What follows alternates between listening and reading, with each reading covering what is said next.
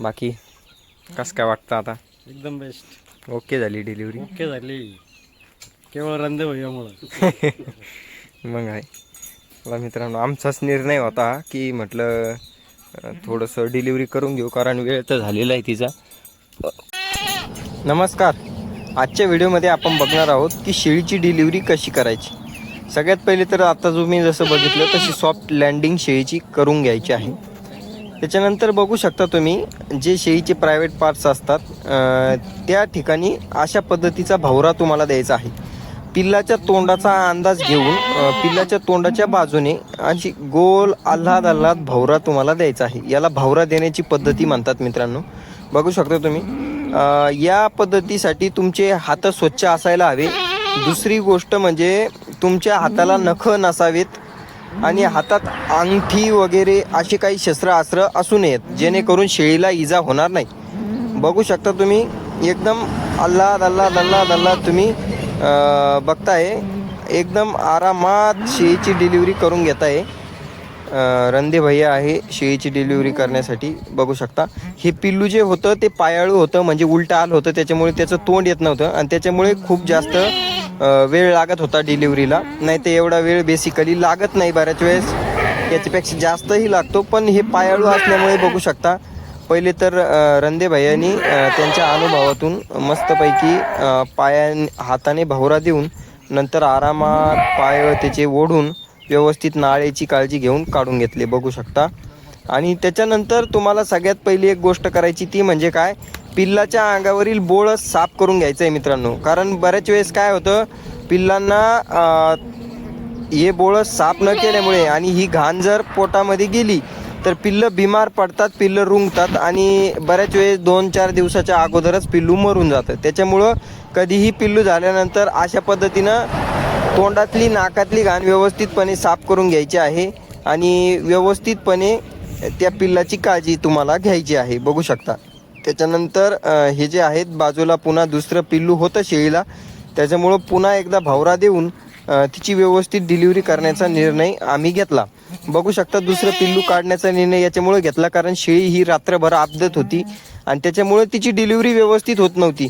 बऱ्याच वेळेस automatically delivery होऊन जाती, पण ही कंडिशन थोडी क्रिटिकल झाली होती. दोनही पिल्लं तिचे फिरले होते कारण शेळीच्या अंगावरील ताकद थोडी कमी असल्यामुळे तिला पिल्लू बाहेर लोटाना झाले होते आणि त्याच्यामुळेच आम्ही निर्णय घेतला की हिची डिलिव्हरी हातानं करायची. बघू शकता तुम्ही व्यवस्थितपणे डिलिव्हरी आणि दोनही पिल्लं पायाळू झालेत. याच्यामुळं तिची डिलिव्हरी कदाचित होत नसावी, त्याच्यामुळं हाताने डिलिव्हरी करण्याचा आम्ही निर्णय घेतला. याच्यानंतर हे बघू शकता तुम्ही पुन्हा एकदा पिल्लाचं व्यवस्थितपणे तुम्हाला बोळस साफ करून घ्यायचं आहे आणि शेळीला उठवून द्यायचं आहे, जेणेकरून ब्लडिंग होऊ नये, खूप जास्त रक्त शेळीचं जाऊ नये आणि कधीही शेळीचं पिल्लू तिच्या पुढे ठेवायचं असतं. आणि ह्या अशा पद्धतीनं त्याचे नाक तोंड सगळ्यात पहिले तर साफ करायचं. बऱ्याच वेळेस त्याचं तोंड असं डोक्यावर थाप हाणली की मग पिल्लू ॲक्टिव्ह होत असतं. त्याच्यानंतर तुम्ही बघू शकता आता रंदे भैया बघा कसे तोंड फुगताय त्याचंवालं, तुम्हाला पुढे दिसेलच. हे बघू शकता तोंडात आणि नाकात थोडीशी हवा जर भरली की पिल्लू ॲक्टिव्ह होतं आणि ते श्वासोच्छवास करण्यासाठी सुरुवात होते. बघू शकता व्यवस्थित नाक तोंड त्याचं स्वच्छ करून घ्यायचं आहे आणि एकदा शेळी पुढे ठेवलं की त्याची व्यवस्थित डिलिव्हरी तुमची अशी झाली असं समजून घ्यायचं आहे. आता मित्रांनो एक गोष्टीची काळजी तुम्हाला घ्यायची आहे, ती म्हणजे काय, ती समोर तुम्हाला रंदे भैया आता सांगेलच. नीट व्यवस्थित लक्ष द्या. हे बघू शकता व्यवस्थित पिल्लं बी एकदम व्यवस्थित झालेली आहे. आपण बिटल क्रॉस केला होता काठेवाडी शेळीला, तर नंबर 1 व्यवस्थित झालेला आहे. आता बघा तुम्ही व्हिडिओ पुढे. चला तर मग बघू शकता मित्रांनो व्यवस्थित आपण डिलिव्हरी करून घेतलेली आहे.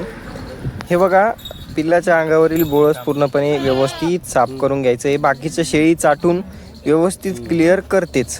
पाठबोकड शेळीला झालं होतं. आता बऱ्याच वेळेस काय होतं, ही शेळी आता 3ऱ्या-4थ्या वेताची शेळी आहे बघा, त्याच्यामुळं तिला काही एवढी अडचण आली नाही. जर ही शेळी पैलारू वगैरे असती पहिल्या वेतात तर हिला खूप दिक्कत झाली असती, कारण पिल्लं हे स्ट्रॉंग होते आणि शक्यतो पैलरू पाठीमध्ये क्रॉस ब्रीडिंग करायची नाही. 2ऱ्या, 3ऱ्या, 4थ्या वेताच्या मोठ्या शेळीमध्ये, ठोकर शेळीमध्ये क्रॉस ब्रीडिंग केली की अशा पद्धतीचा रिझल्ट येतो. बघू शकता बिटल क्रॉसचे पिल्लं आहेत. पाठ बोकड झाले होते. वेट गेन वगैरे तुम्हाला सांगणारच आहे पुढे. पण बघू शकता तुम्ही कशा पद्धतीने एकदम स्ट्रॉंग एकदम जबरदस्त पिल्लं झाली. त्याच्यानंतर हा आपल्या मामूंचा फार्म आहे. छोटासा व्हिडिओ तुम्हाला दिसून जाईल डिस्क्रिप्शनमध्ये. त्यांच्या फार्मचा व्हिडिओ आपण काढला होता.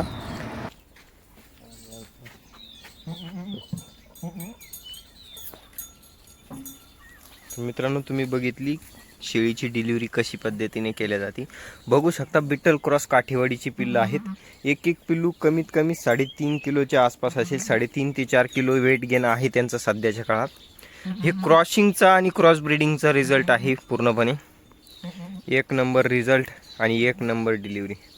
बाकी रंदे भैया शेळीपालन फार्मला अशा पद्धतीनं सपोर्ट करत राहा. तुम्हाला बोकड वगैरे दाखवून देतो. आणि ह्या बोकडाचं तोंड बघा रोमन नोजमध्ये कशा पद्धतीनं आलेलं आहे. एकदम स्ट्रॉंग जबरदस्त. नाद नाही करायचा नाद.